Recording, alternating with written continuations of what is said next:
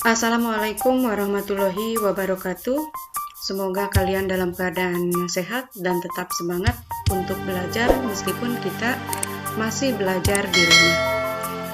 Pada pembelajaran sebelumnya, kita sudah mempelajari tentang teks berita dari berbagai media. Ketika kita mengikuti berita, baik dari media elektronik, media cetak, kita tidak bisa lepas dari yang namanya iklan.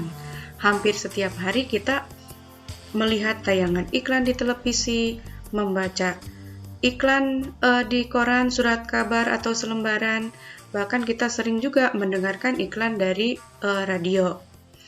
Nah, tujuannya dari iklan tersebut itu adalah untuk membujuk dan mempengaruhi para pembaca atau para pendengar untuk berbuat sesuai dengan apa yang dikehendaki dalam iklan tersebut. Nah, berkaitan dengan hal tersebut, maka pada pembelajaran kali ini kita akan membahas tentang teks iklan. Iklan, slogan, dan poster. Pada pembelajaran kali ini, kita akan membahas mengenai kompetensi dasar 3.3, yaitu mengidentifikasi informasi teks iklan, slogan, atau poster yang membuat bangga dan memotivasi dari berbagai sumber yang dibaca dan didengar. 4.3, yaitu menyimpulkan isi iklan, slogan, atau poster yang membanggakan dan memotivasi dari berbagai sumber.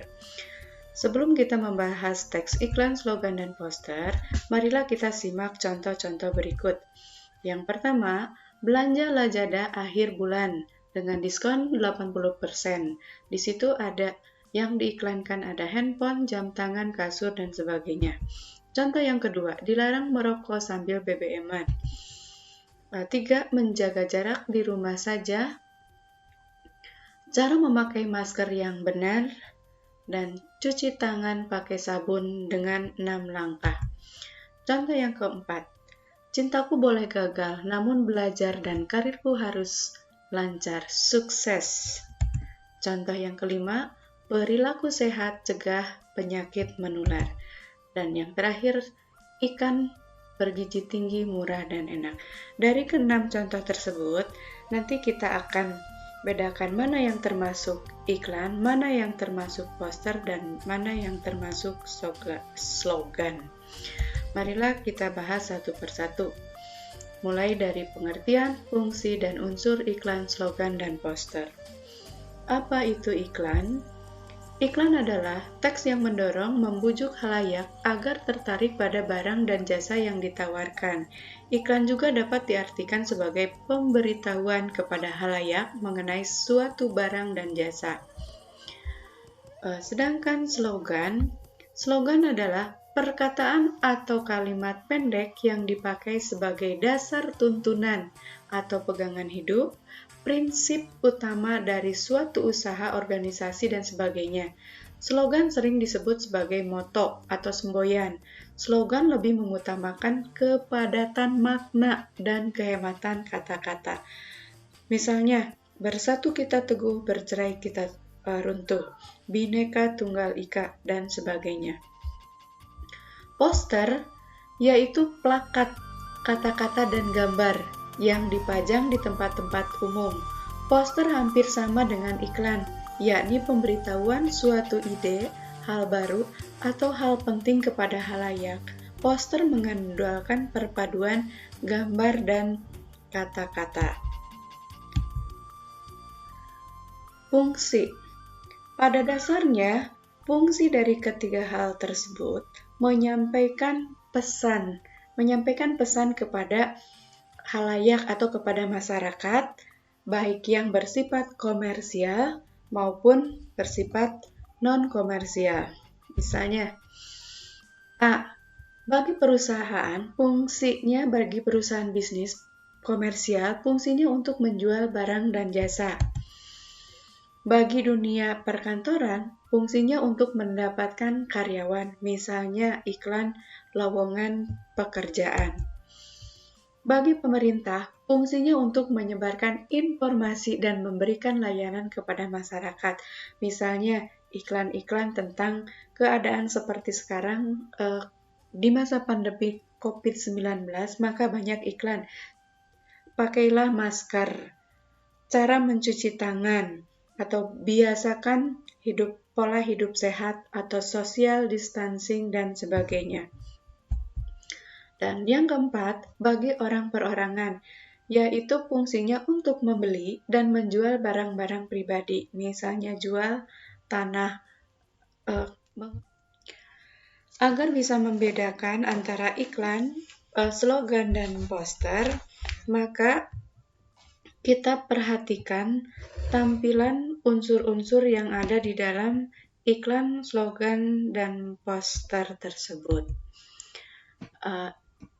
Iklan merupakan teks persuasif yang memadukan unsur gambar dengan kata-kata, unsur gerak, dan suara. Slogan merupakan teks persuasif yang mengutamakan unsur kata-kata. Sedangkan poster merupakan teks persuasif yang mengutamakan kekuatan gambar dan kata-kata dipajang di tempat-tempat umum. Agar lebih jelas lagi, kita perhatikan tabel berikut ini. Unsur-unsur, kemudian bentuk teks. Bentuk teksnya iklan, slogan, dan poster. Iklan, unsur-unsurnya gambar, kata-kata, gerak, dan suara.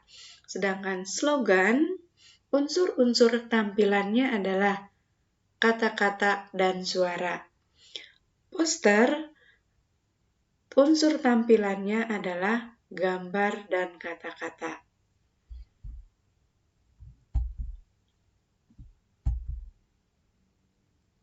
Bagian B, menyimpulkan informasi dan pesan di dalam iklan. Agar bisa menyimpulkan pesan yang ada di dalam iklan, maka kita harus paham dulu tentang unsur-unsur pembentuk iklan.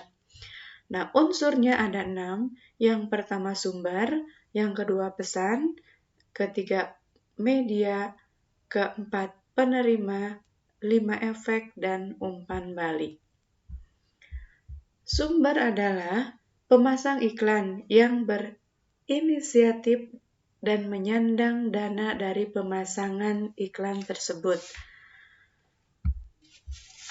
Yang kedua pesan, yaitu informasi yang disampaikan, wujudnya bisa berupa pesan verbal dan pesan non-verbal.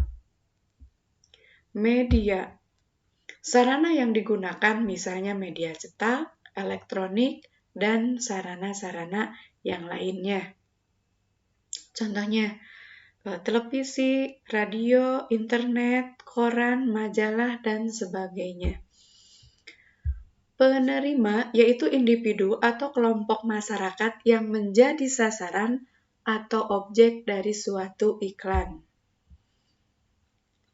Efek, perubahan yang terjadi pada diri penerima, baik itu dalam aspek sikap, pola pikir, perilaku, kebiasaan, dan pola hidup. Misalnya efeknya untuk iklan komersial, ingin mencoba, ingin membeli, ingin memiliki. Kalau layanan masyarakat tentang misalnya kesehatan, efeknya adalah berusaha untuk menjaga pola hidup baik, selalu menggunakan masker, selalu mencuci tangan, dan sebagainya. Sedangkan umpan balik itu adalah tanggapan atau reaksi atau respon yang dikehendaki dari penerima pesan. Misalnya dengan membeli produk yang ditawarkan dan menolak pemakaian narkoba, misalnya dengan rajin berolahraga, misalnya dengan selalu menjaga pola hidup sehat, dan sebagainya.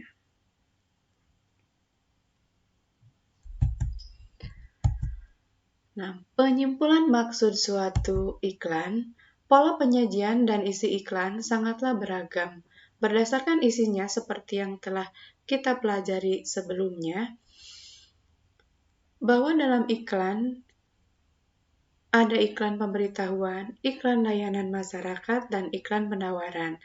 Nah, klasifikasi periklanan lainnya sebagai berikut. Yang pertama, iklan strategis, yaitu digunakan untuk membangun merek ataupun citra positif suatu perusahaan. Yang kedua, iklan taktis, dirancang untuk mendorong konsumen agar segera melakukan respon dengan merek tertentu. Pada umumnya, iklan ini memberikan penawaran khusus jangka pendek yang memacu konsumen memberikan respon pada hari yang sama. Iklan tidak hanya bertujuan untuk menawarkan produk, iklan juga turut berpengaruh dalam membentuk gaya hidup, kebiasaan, selera, dan jati diri seseorang dan masyarakat. Berikut tujuan atau fungsi iklan lainnya. Yang pertama, fungsi informasional, yaitu iklan memberitahukan kepada konsumen tentang karakteristik suatu produk, juga berbagai manfaat yang mereka peroleh. 2. Fungsi transformasional. Iklan berusaha untuk mengubah sikap-sikap yang dimiliki oleh konsumen terhadap merek, pola-pola belanja, gaya hidup, teknik-teknik mencapai sukses. Nah, perhatikan iklan berikut. Ayo bermain. Gunakan media secara sehat. Lebih baik main di luar daripada nonton televisi, baca komik, atau main video game. Nah, teks di samping ini sudah memenuhi kriteria sebagai sebuah iklan atau poster. Hal ini tampak dari fungsi untuk menyampaikan pesan kepada halayak. Dari bahasanya pun terlihat, yaitu kata-katanya sederhana, mudah diingat, dan cenderung persuasif. Hanya saja teks tersebut tidak seperti halnya iklan pada umumnya yang bersifat komersial dan mendorong halayak untuk membeli suatu produk. Teks tersebut termasuk ke dalam kategori iklan atau poster. Poster informasional. Teks tersebut bertujuan memberitahu halayak bahwa bermain di luar lebih baik, asik, dan menyehatkan. Respon yang diharapkan berupa tindakan para remaja untuk memanfaatkan lingkungan sekitar sebagai arena bermain dan daripada menghabiskan waktu dengan menonton televisi, membaca komik, atau bermain video game. Nah, ini adalah contoh menyimpulkan teks iklan. Setelah penjelasan tadi, kita kembali pada contoh yang tadi, yaitu Lajada, dilarang merokok, di rumah saja, perilaku sehat, cegah penyakit menular, ikan bergizi, tinggi, murah, dan enak, cintaku boleh gagal, namun belajar dan karirku harus lancar, sukses. Nah, dari ke-6 contoh ini, tugas yang pertama, silakan klasifikasikan mana yang termasuk poster, mana yang termasuk iklan, dan mana yang termasuk slogan. Untuk tugas yang keduanya, pilihlah salah satu contoh tersebut, kemudian simpulkan pesan dari yang dipilih tersebut. Demikianlah pembelajaran tentang iklan, slogan, dan poster untuk kompetensi dasar 3.3 dan 4.3.